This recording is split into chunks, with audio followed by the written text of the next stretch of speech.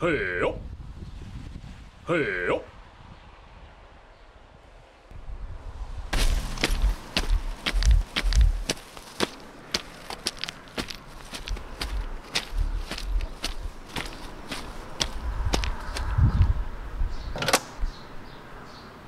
Whoa!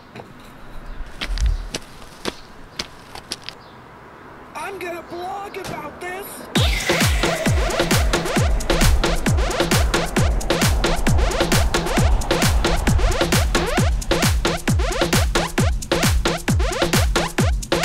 Few cars live up to video game hype. This one does. Welcome to Monday! I don't have any lyrics. This 1986 Peugeot 205 GTI was provided by the Lane Motor Museum. And frankly, there was no other way we were going to get our hands on a Peugeot. And I'm going to be alternating between Peugeot and Peugeot because I'm an American and I don't know what the correct pronunciation is. The classic hot hatch Euro scene isn't as big in the US as it is in these vehicles' homelands. Oh sure, we have Porsches, but not really the tiny stuff. But this Peugeot 205 was the Type R of its day. Because in '86, Americans were still sitting around with their thumbs up their Windsor blocks, waiting for someone else to do the hard engineering for us. But that day never came because the 205 GTI never made its way overseas. Dad went out for cigarettes and never came back. But here's a 205 GTI right in front of us. The car was launched in 1983 as a bridge between the 104 Super Mini and the Peugeot 305. This GTI offers a 1.6-liter engine making 105 brake horsepower, a 0 to 62 time of 8.7 seconds, and a top speed of 116 miles an hour. And it weighs just under 900 kilograms, which is 1,984 pounds, or the same year of the GTI's initial release, 1984. This car is the same as my approach to Pac-Man, which is the same as my approach to brownies. Corners first. This engine is designated the XU5J, and even though it only has one camshaft and 2 valves per, the engine perfectly emulates a rotary engine. You get all the smoothness, all the snappy revving, the buzzy sewing machine sound, with no apex seals. Do you have a friend who only drives full throttle or full braking?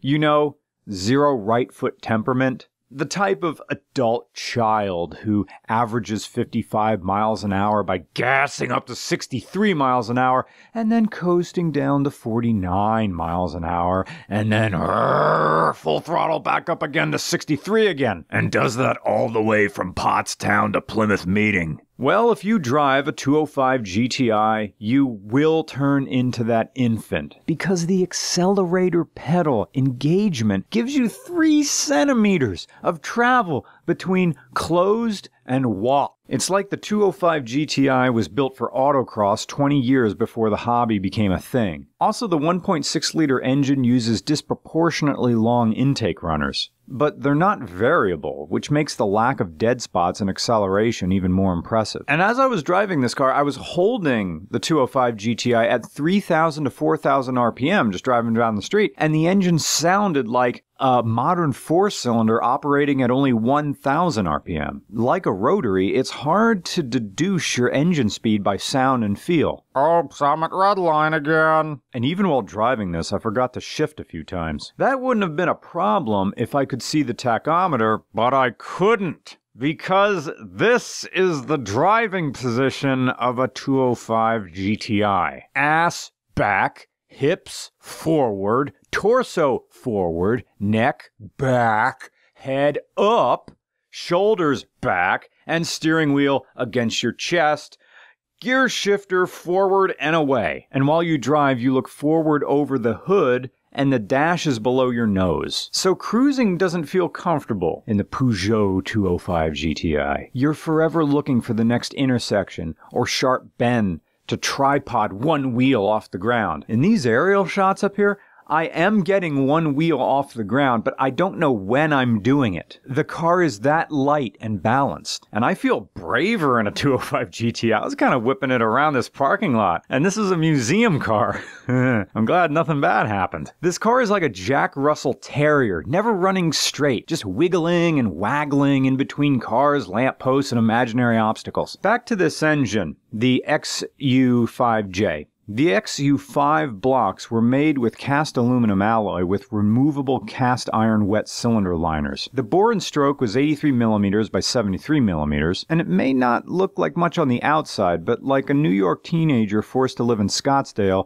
the GTI wants to move. It's relegated in some circles as one of the finest hot hatches ever built, and we could have that argument. We could flap our jowls and wag our fingers like we're running for school board, but it's better to just show you this footage. The GTI aesthetic differs from the base 205. For one, you get plastic wheel arches and plastic trim, along with larger front and rear bumper valances, drop-linked anti-roll bars, different wishbones, a stiffer suspension, and the car rides lower. It's a polyamorous marriage of traction, handling, and aerodynamics. Or it was in the 80s.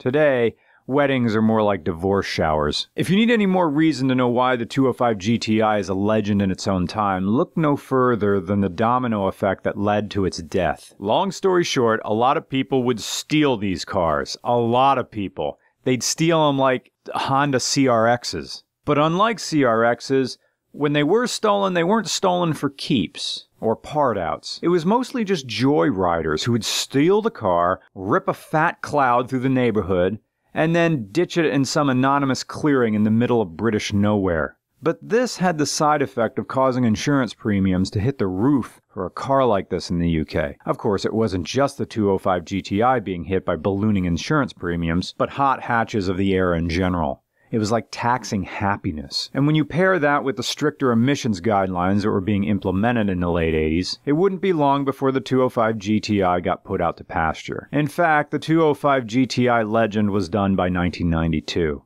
Like the Golden Girls. And like the Golden Girls, the 205 GTI will never fail to deliver. People come out and advocate for crazy engine swaps like it's some kind of hot take, like their opinion is more controversial than the no Russian mission from Call of Duty. But we live in a time where it feels like everybody either has done something to their car or is thinking about doing it. And people will be watching this and saying, oh, this car only has 105 horsepower? Well, what if it had a K20?